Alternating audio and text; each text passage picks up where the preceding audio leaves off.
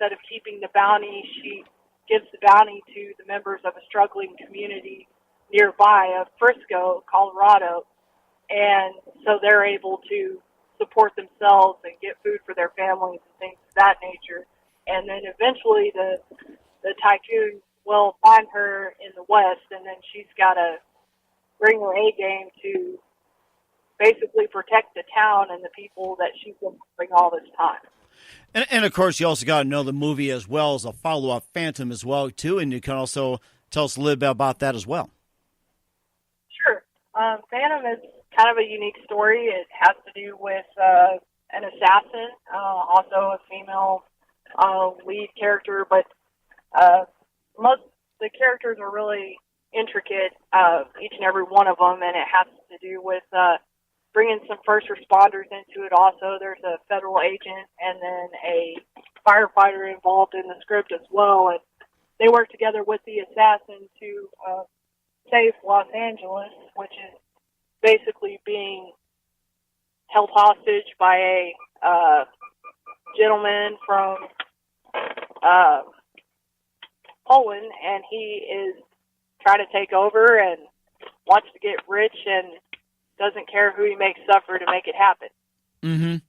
It almost sounds like what's happening as well too, and of course, watching the Super Bowl and how big of an importance of first responder, especially in the Verizon commercial, and why it's more vital than ever too. So that's something you want to make as where and why first responders are so important. And of course, going over to Skew Blue, which someone has the same response. You can tell us a little bit about that before we get to our other two big films you've produced.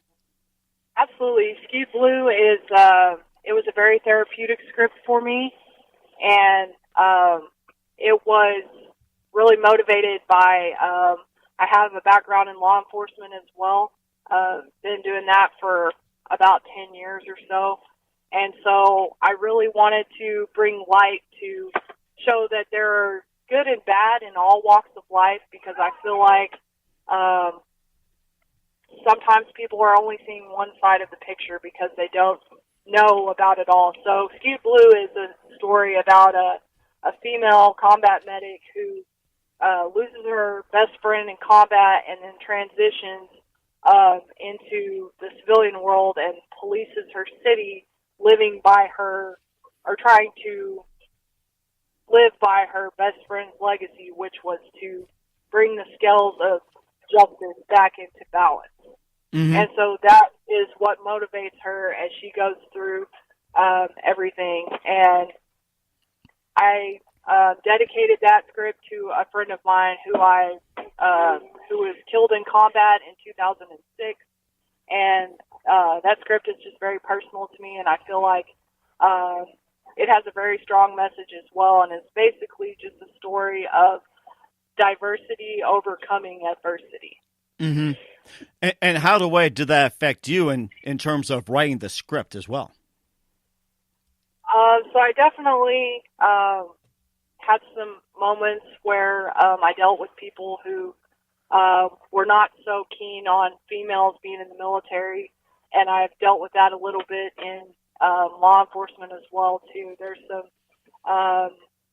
some resistance there, and it's getting better. And it's not everyone. Like I said, there's always good and bad on both sides. And there were guys that I served with that were just absolutely phenomenal and totally great with the idea of females being there with them. And there were a lot more of those than not.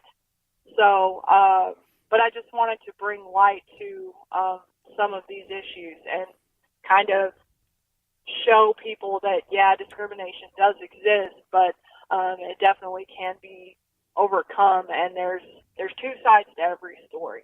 Mm-hmm. And do you think the whole discrimination issue is getting better or worse or the same? I think it's getting better, but then I feel like you're only hearing, I think it's getting better as far as maybe the military aspect goes, but I don't know that it's getting much better as far as law enforcement goes, because I think people hear the majority of, only the bad things. And so I think that really kind of skews their perception of it. And, definitely I think that only hearing the negative about everything can definitely change a person's perspective. And so I'm trying to combat that and show the whole side. Mm-hmm. And do you think the current news is affecting as well too? The current news media? Absolutely. I definitely think that, the media, I'm not a political person at all, but I think the media, could do a better job of, trying to seek out not just, the bad, but also the good, and trying to, balance that instead of just always showing everything negative, instead of, the good that is actually being done as well. Mm-hmm. And that's a very good point too. Something to be aware. We get to a couple of your recent projects as well too. First of all, listen to the Mike Wagner Show at themikewagnershow.com, powered by Sonic Web Studios. Visit online at sonicwebstudios.com for all your needs. Looking for a professional website without breaking on budget? Sonic Web Studios is the answer. Sonic Web Studios offers fast, affordable custom web designs that blow the competition away. Call today at 1-800-303-3960. That's 1-800-303-3960, or email to support@sonicwebstudios.com. Mention the Mike Wagner Show, get 10% off your first order. Sonic Web Studios, take your image to the next level. Also, the Mike Wagner Show can be heard on the MikeWagnerShow.com. Also on Facebook at Facebook.com/The Mike Wagner Show. You can also download and listen on SoundCloud, Spreaker, Spotify, iHeartRadio, and also watch The Mike Wagner Show on YouTube as well. We're here with actress and scriptwriter Crow Gibson, also filmmaker and indie producer. She's won quite numerous awards for her work, especially being involved in the Army and also PTSD, and also with the many themes that go from military life over the civilian life and how to make issues as well, too. And we also had just trying to think, she also has a special foundation that she's involved with. But first, we're going to get to one of the current films she's got out there, and it's gotten a lot of attention, Black Sheep, and it's about a former explosive ordnance tech with the U.S. Army suffering with a life-altering injury, and maybe you can tell us a little bit about that as we progress. Sure. Black Sheep was actually the first script that I wrote that was therapeutic. It had a little bit of some of the incidents that I dealt with in the military, and really I just wanted to bring light to the story and show that PTSD is an obstacle that a lot of military personnel face as they, while they're still in, and then as they try to transition into civilian life. And really it's about this explosive ordnance tech that just finds his place in the world and finds that he is still useful even though he's not in the military anymore. Mm-hmm. And it's a story that I feel like stories like Thank You for Your Service were so powerful and just spot on. They were 100% accurate and just very well done. But I do feel like maybe there was not as much reception for those films just because maybe people didn't want to know, and so they turned a blind eye to it.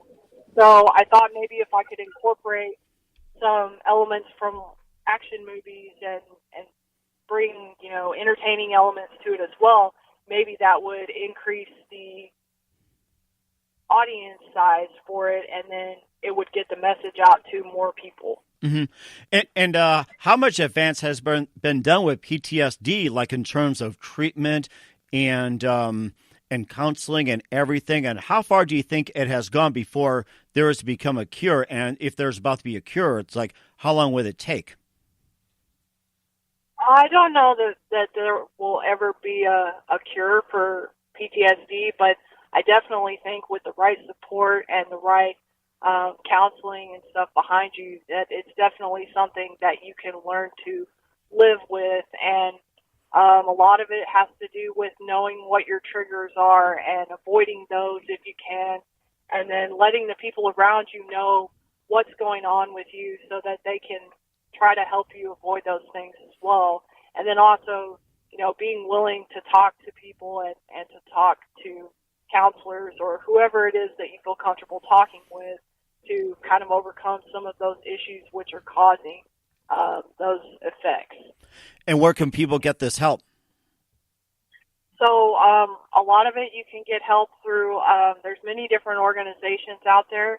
And then also the VA is a good place to look for avenues that can help get you treatment or at least tell you where to find it. Also, any kind of psychologist or anyone like that can also help. Just any kind of counselor. And I know a lot of employers now offer employee assistance programs, things of that nature. And those services come free to the employees many times. And so they can also reach out to those. And they're anonymous, so they don't have to worry about there being any kind of judgment toward them.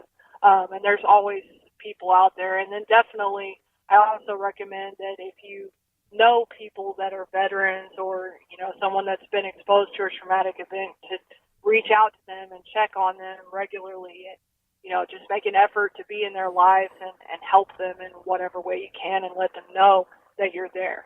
And is there financial aid that's provided for those with PTSD, or is it publicly funded, or is it funded by the government? I know that there is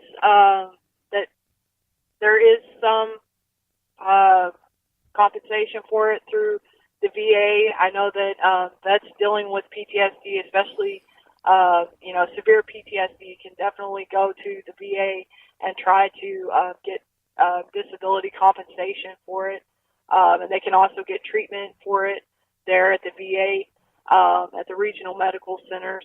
And as far as like whether those other programs, I know there are charities out there that reach out to veterans and that do provide services for them. Disabled Veterans of America is another one, and vets can reach out to their programs. Most of their programs are free. And if they're not, they can help them find somewhere. If they're not able to pay for those services, they can help them find a way to get it where it will be of no cost to them. There's also a number of foundations as well, too, like the famous Gary Sinise Foundation, and there's quite a few others. Maybe you can tell us a little bit about the Gary Sinise Foundation and other foundations out there for those with PTSD. Absolutely. The Gary Sinise Foundation is phenomenal. Gary Sinise, my hat is off to him. He's such a wonderful, respectable guy, and I just can't tell you enough how much he's done for military personnel and how much he continues to do for military personnel. And he's made a huge difference in a lot of people's lives, and I'm a huge supporter of him. Through Black Sheep, we have it entered in numerous festivals right now, and we're hoping that it can win some festivals. And in the event that it does win any festival where we get a cash prize for that, that money is going to the Gary Sinise Foundation, because my whole reasoning for filming that, it's just a short film based on my feature screenplay by the same name. But my whole reasoning behind filming a short is because I wanted to raise money for the Gary Sinise Foundation. The Chris Kyle Frog Foundation is also another great charity that vets and people can reach out to. And definitely, if your listeners are, wanting to help vets but don't know how, they can definitely reach out to these charities, because anything that they can donate, whether it's time or money or supplies or anything of that nature, is definitely helpful to those charities. And of course, if people want to send in money to help out with the foundations, where can they send it and how? Absolutely. So the Chris Kyle Frog Foundation and the Gary Sinise Foundation, as well as most other veterans charities, they do have websites. And so I know that you can make donations through there. And you can also find other resources for them. I know that the Gary Sinise Foundation is on Twitter and Facebook as well. So they can, and they're very good about answering. So even if you send them a message or an email, they can definitely tell you where to go to if you're interested in helping out those charities. That is amazing, too. And I just feel really moved by, what you're doing as well. And I think inside I'm just starting to get emotional about the whole thing. It's just what you're doing is great. And let's get to know the film as well, too, that you appear in as well, too, with your husband, Dallas, and you also starring Jenna Grant and Connor Grant, The Last Night. And it's about after Will Fell in the Darkness, a family fighting back, and you can just tell us a little